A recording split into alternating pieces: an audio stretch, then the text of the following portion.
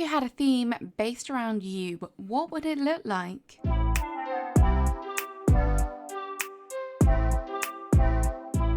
Hello everyone and welcome back to my channel. Today I'm participating in a collab build. This collab was arranged by the lovely Artsy Gamer, and what they've asked us to do is make a build using a core that we feel defines us best. I'll let you know what I did later on in the video, but first of all I just want to do a quick shout out to the other creators that are involved in this. So we have Angela and Donnie, the Artsy Gamer, M Beans, Kayla Crossing, Corey Doon, Stardew ILE Crossing, and the lovely Katana Crossing. Be sure to check out their videos, I'll link them all in the description below. But let's get into this. So my theme for this build is going to be Meadowcore meets Cottagecore, and I've decided to do this in Happy Home Paradise. I had a long hard think about which villager would be best to represent my chosen theme, and in the end I decided to go for Azalea. I love Azalea, she's definitely one of my favourite new villagers. She has a flowery name which fits, she has flowers on her face, and also her theme is all about green, which I absolutely love. So for this I decided to go for one of my favourite maps on Happy Home Paradise, and it's this lovely one with all of the vines on the cliffs, and the cliffs are a really nice kind of pale colour, and then I love all of the terraforming around, so I thought this would be nice.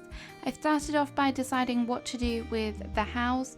I thought I was going to go for like a Cali inspired house where it's quite like rustic with the greens, which speaks very kind of springcore to me, and I really do love this roundhouse, but I did change my mind pretty quickly about it and decided to go back to this one. I wanted to keep the palette quite neutral but also have a pop of green, so I decided to go for the green roof, the light kind of cream bordered sides, and a nice little rustic door as well.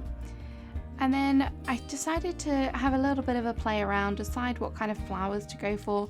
The red one was an accident, don't you worry. But I wanted to keep quite neutral flowers, that's very me, and I thought that the pear trees would be a nice little pop of green to have in there.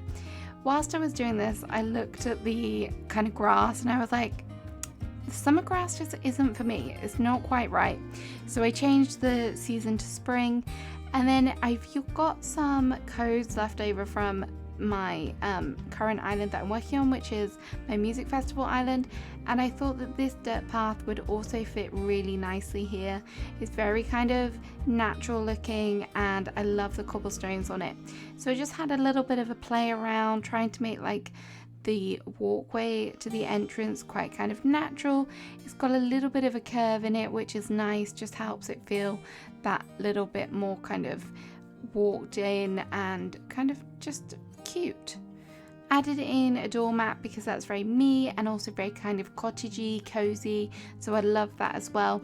All of the codes that I've gone for are very kind of neutral with maybe like a little pop of green, and I thought that the puddles were a nice little touch. I'll try and find some decoy ducks to place on top of them as well.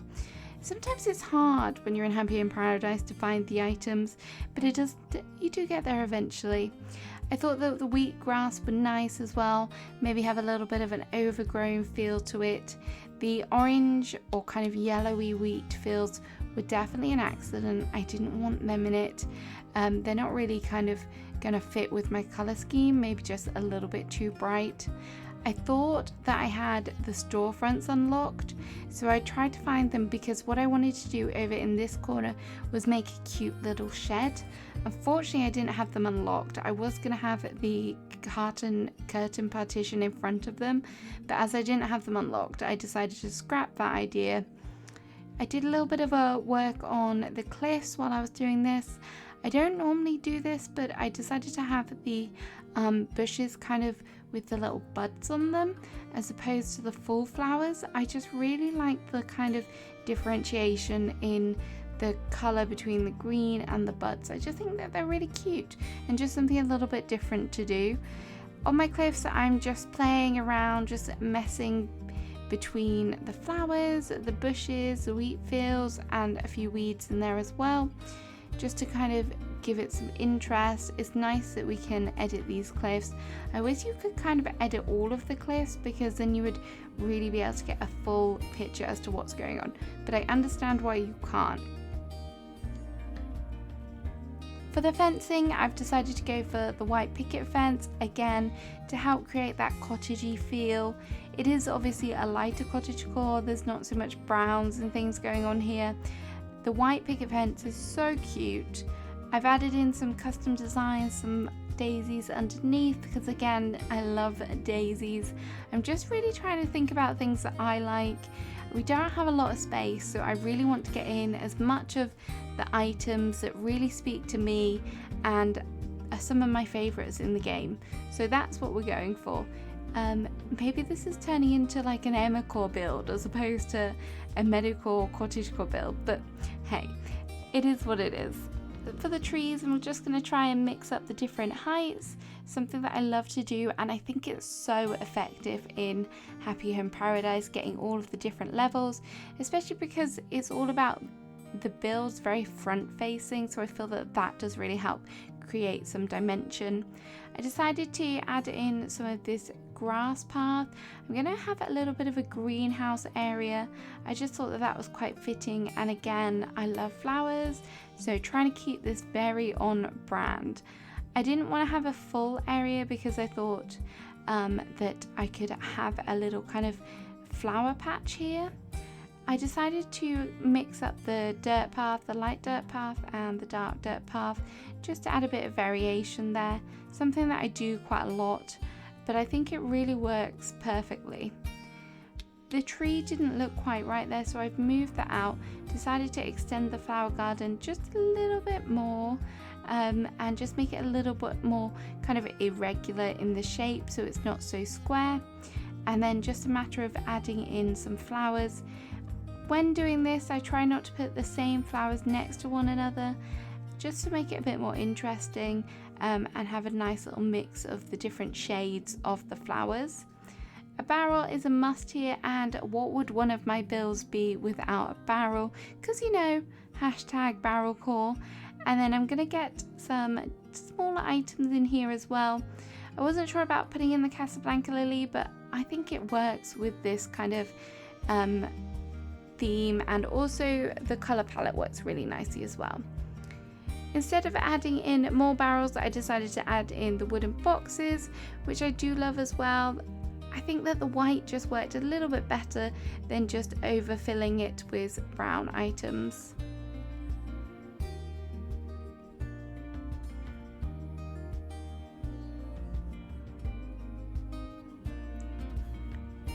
I wanted something in the entranceway just to signify that it was kind of the entrance, so I added in the cute little sign here.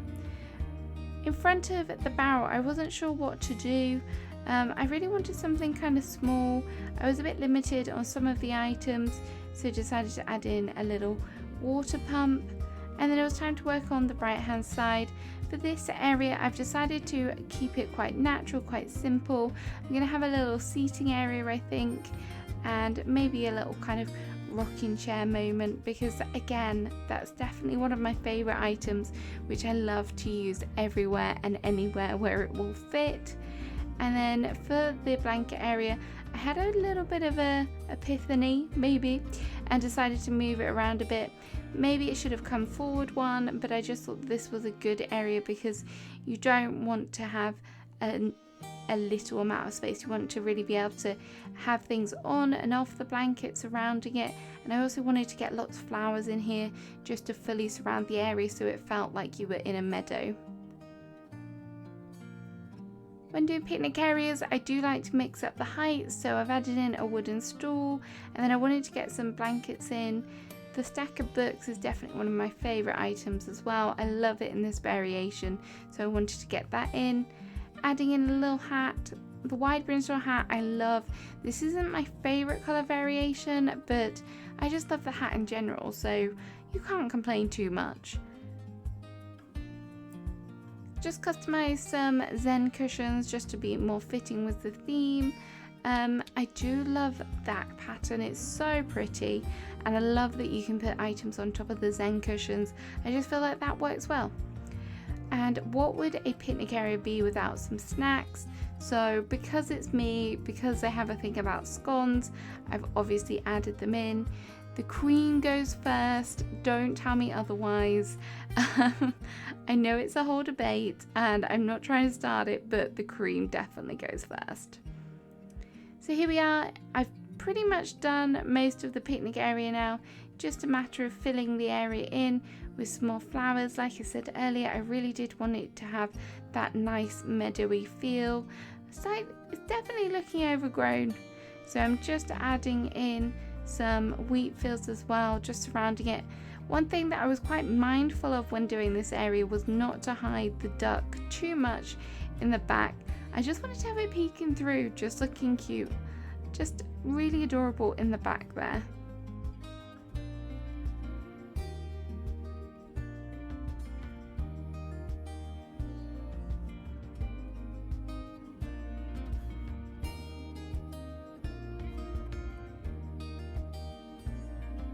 So that's the end of the build. I hope you all enjoyed it.